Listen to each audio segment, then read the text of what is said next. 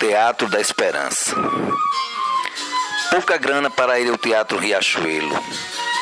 O busão é complicado para ir ao Alberto Maranhão. Vou ficar sem teatro e ver televisão. Na telinha me tratam como idiota e analfabeto.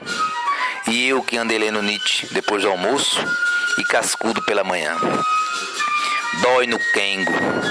Prefiro as ruas da esperança. E me pego olhando o teatro de arena. Belo monumento abandonado e doído.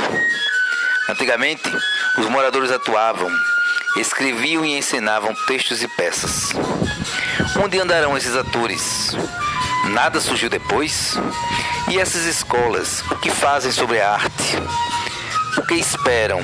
O que veem? Aqui, o belo monumento abandonado, coberto de lixo, mato e desprezo.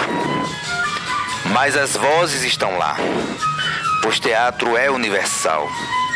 A grande história humana está lá em gestos, vozes e cantos, esperando a alquimia do amor, que faz brotar a inteligência.